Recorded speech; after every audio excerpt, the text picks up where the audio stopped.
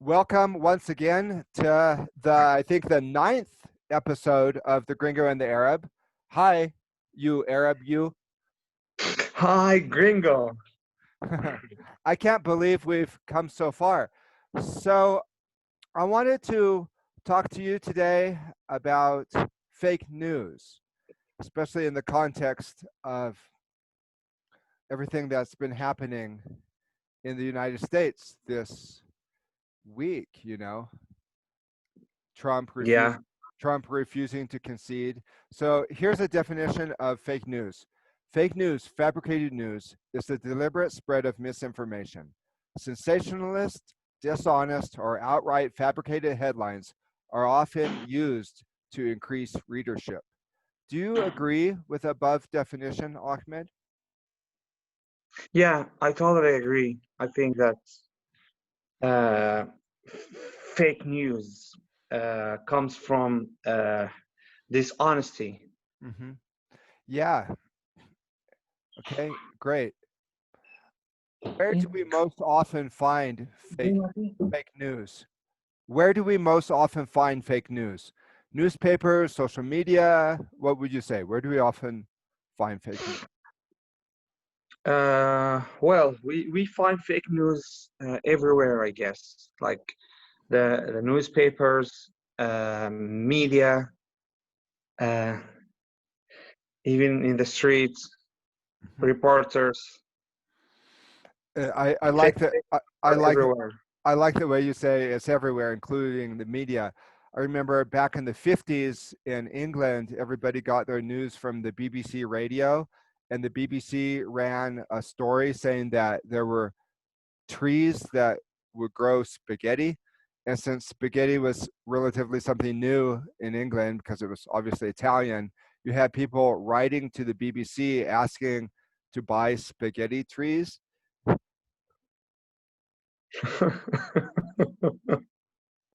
And I don't think the fake news from the BBC has really gotten much better over the years because I was actually in England when Princess Diana died, and we heard it over the BBC in the morning.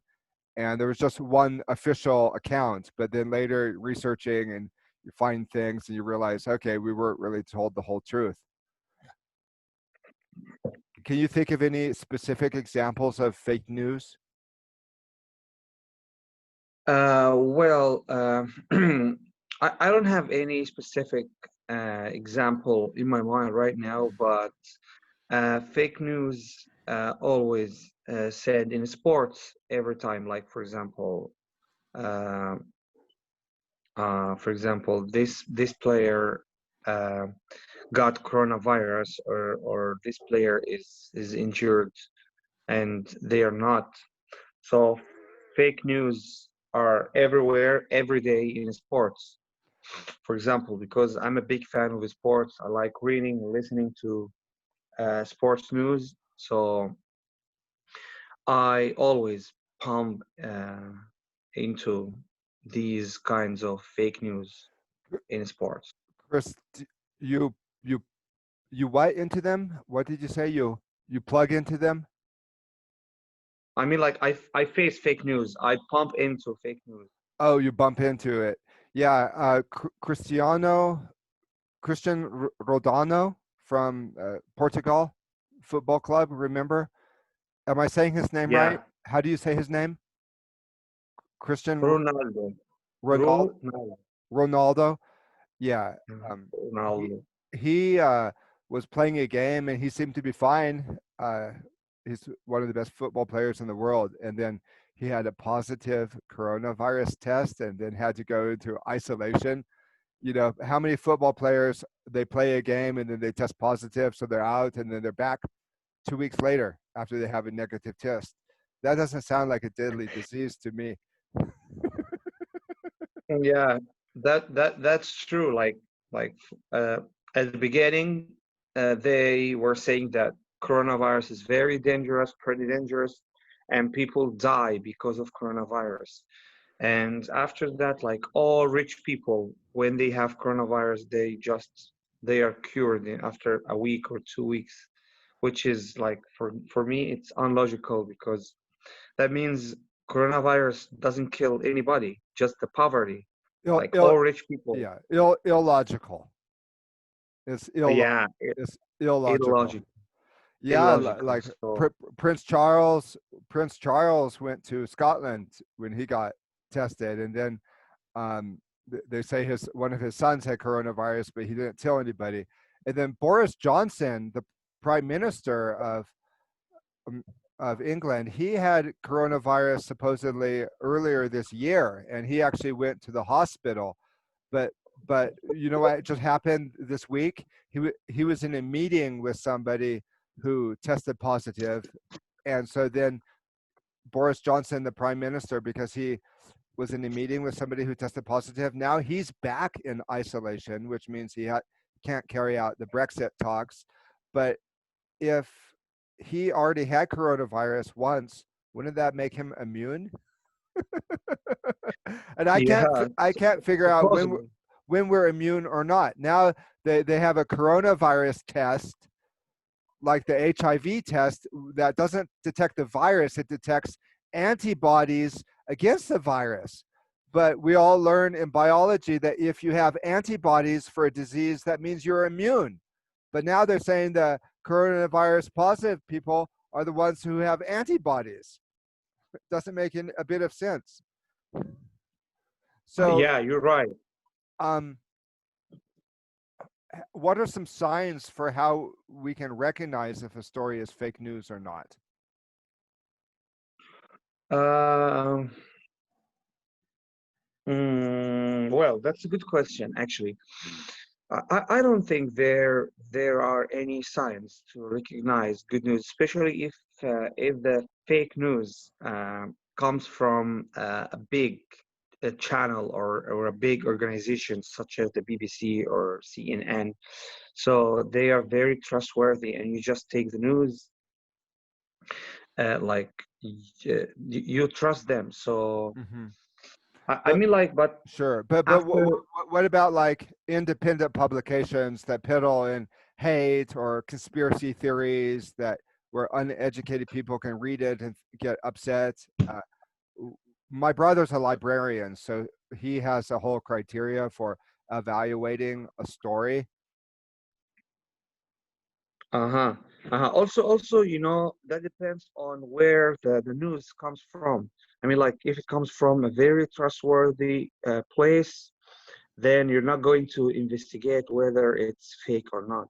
But if you think it's fake, you're going to investigate. So that depends on where it comes from Hmm. I also. I was wondering if I could give a concrete example of just something that's been in the news this week. Yeah, Um, go ahead. there's a press conference a few days ago with President Donald Trump's legal team, Rudy Giuliani, a woman, I think her name is Sidney Powell, somebody else, but these were Trump's lawyers, and they gave an hour press conference where they claimed a bunch of instances of voting fraud. But what really stuck in my mind was they claimed that people were hacking the voting machines. But as I've been reading a lot online about the reaction to this press conference, even coming from people sympathetic to the president, they say that they haven't offered any proof yet, and that might be coming. We don't know, but a lot of people could watch that press conference and hear, oh, they hacked the voting machines and get really upset, and it's hard to know what to think, especially when people that powerful get in front of the world and start making claims. Do you have any reaction to any of this? Uh, but I have a question. So, what's happening right now in the American election? Are there anything left? Well, the media says that Joe Biden won, and Trump says that it's only because there was fraud.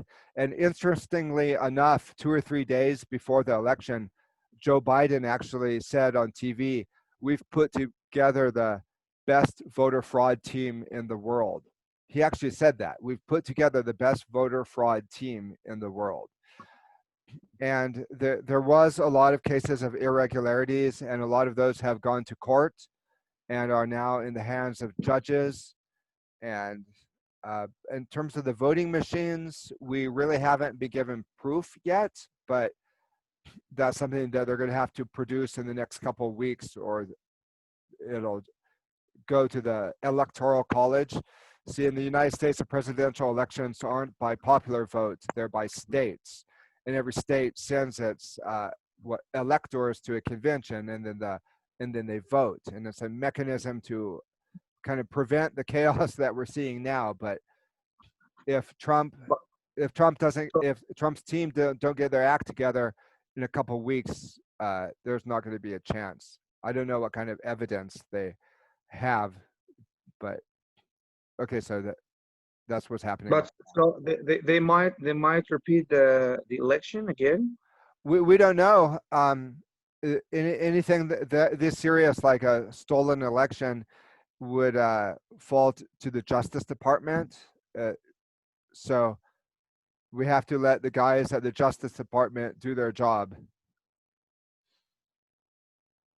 Yeah. I'm really saddened by what I'm seeing in the United States, and sometimes I just read the news, just hoping that it's not true what I'm seeing, because what I'm seeing is so disheartening, and it makes me sad because I love my country and I don't want to see it destroyed, because democracy is very important, and democracy is more important than who's in the White House, but the integrity of the electoral system. But there are a lot of websites though that cater to uneducated people. They make fake news. Like there's even people that have been caught making fake news to like target white supremacists or anti-Semitism. But then also some of the stuff that comes out of the mainstream media sounds a lot like fake news. So I guess, like Obama said recently, we're in an epistemological crisis. Do you know what epistemological means, Ahmed? Epistemological, no. Epistemological means your theory of knowledge or how you get your knowledge. Oh, here's a good question. What is the purpose of misinformation?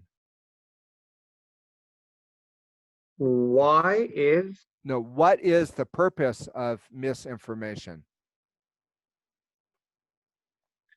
like why do people present fake news? Yeah, but remember, when you're on the C1 exam, you can't ask the examiner what he or she means. Yeah, but yeah, No, what I can. you can? Oh, okay, great. You know more about that than me. Okay, what's the purpose of fake news? What what is the purpose of the misinformation? Well, yeah, there are many reasons for that.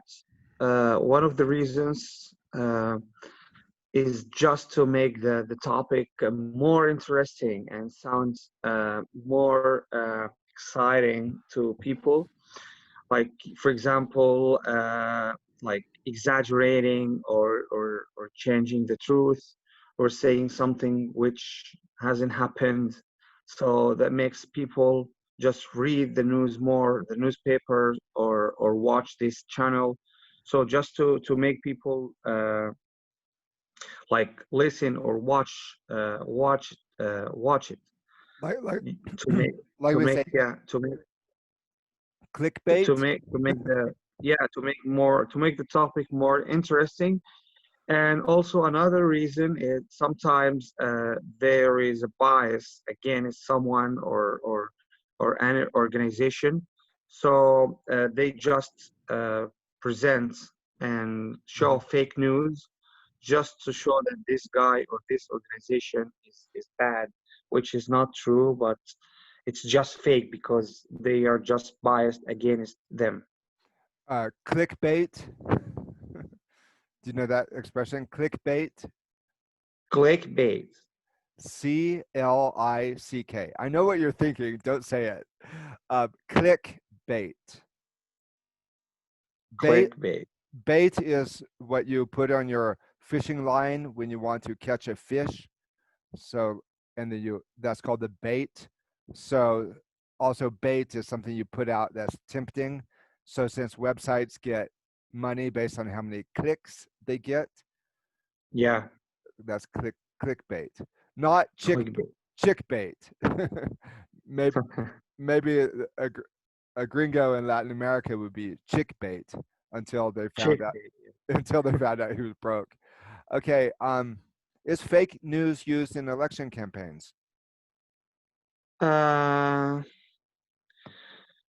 for me, I don't think so because elections are based on like real actions, real information, and also it all happens in just a short time, like 2 days, 2 or 3 days, and Hmm. everybody knows the results. So I don't think they can give or show any fake news about elections because Hmm. they're just showing and presenting what's happening in these days. So What about I don't.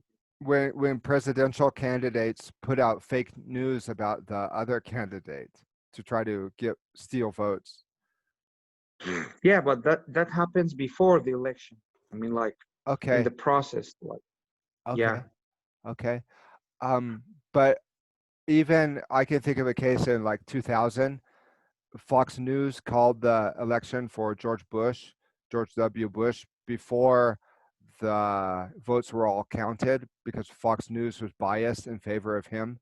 So then all the other news networks didn't want to be seen as not getting the scoop. The journalist that gets the scoop is the journalist that discovers the story. So all journalists want to get a scoop. So when Fox News reported a fake scoop, all the other news organizations thought that, oh, this must be real, and reported it for George Bush. And then we had the sad situation where the Supreme Court intervened and declared George Bush the winner before all the votes were counted. So that was a way of even, they declared somebody a winner before all the votes were counted. And see, I'm not a Republican or a Democrat. Don't, I'm not political, but I care about the system and I see how the system is being abused. Yeah. Do you remember the three branches of government we have in the United States for the checks and balances? Uh, I don't remember. Uh, We talked about civics, but it was a while ago. So we have the executive branch, the Congress, and the uh, judicial branch. So the executive branch would be the presidency. The Congress is obviously the Senate and the House of Representatives. Then the judicial branch is the Supreme Court. The, okay. so this keeps things in equilibrium, hopefully, but whatever. Okay, so a couple more questions. Can you think of ways to prevent circulation of fake news? Uh, well, to prevent uh, fake news. Well, that's a good question actually. I think that there aren't any ways to prevent fake news because that's all depends on like honesty and dishonesty. So honesty and Sure. dishonesty are existing everywhere. So Mhm. like they exist everywhere, and that depends on the people themselves. So That's a really good answer, Ahmed. I like that. Depends on the people. yeah, and just the only way is just to ignore this organization, the Mhm. newspaper organization or the channel. Just ignore it, and over the time, people will know that this organization is untrustworthy. So they're just going to ignore it and not deal with it. And this is, I think, this will Mhm. prevent this organization from showing fake news any longer. You know, I had a video censored on YouTube a week ago or so ago, and the funny thing was, it was a video from 8 months ago. It had over 2,000 views, over 100 likes. It was my most popular video, and they censored it, and they put a strikes against my account. I was prohibited from loading up any videos for a week. They said if I had another chance of this another time, they would eliminate my account forever. And it was from 8 months ago, and I was just raising questions about the Corona circus, and but that out of nowhere they just sent me a notice saying that my video had been banned. It was the most popular video on my YouTube channel. So now I'm using BitJute. But the funny thing is, there was an ancient Roman poet, and he has a famous line where he asked the question, who guards the guards? Who guards the guards? So there's been a lot made in the world over Trump's twittering, Trump's use of Twitter, but not so much attention has been drawn to the fact that Trump also has a Facebook account, and everything that he releases on Twitter, he also releases on Facebook. So I have Facebook. I want to know what President Donald Trump is saying. So I go to his Facebook, and now Facebook is fact checking his posts. So Donald Trump will write something, and then there'll be a fact checker from Facebook that says this is misinformation and links to other stuff. And it's almost like they've become the babysitter in the room looking for heretics. And I think it's going a little too far when, like, they don't understand irony. There's many times when people say things in humor, and then they get their videos banned or they get their Facebook account deleted. So the owners of Facebook and Twitter and YouTube, they say that they're just doing this to combat fake news, but it seems like they've gone too far, because now they say that they're actually going to ban Trump's Twitter account in January. So That, it seems like the but middle, I have a question. yeah. When YouTube when YouTube bans videos or uh, like removes videos, do they normally give you the reason, the exact reason? Mm-mm, mm-mm, mm-mm. Nope. Why? Um, I actually sent an appeal, and I just got a robot. It's all done by robots. You know, the robots aren't smart, and but it's almost like we're entering a new dark age in the Middle Ages, where like they would burn books. Now the Silicon tech companies are the book burners. And What do you say in the appeal? I said, this video was from 8 months ago. It sat on my account for 8 months, and if you're going to go back and start retroactively banning me, then there's no hope, because I can't do it. If you're retroactively looking for videos to ban that are from months ago, then it's not fair, because you only have 3 strikes, and I have 2. So if I get another video banned, they eliminate my account forever, which is why I'm doing BitChute and Plethora Productions. Okay, so I know you have a class at 8:30, and I really appreciate you doing this. We want to talk about understanding a contract. So can you just read the aims on page 2, the goals of this class? Wait, let me turn on the computer.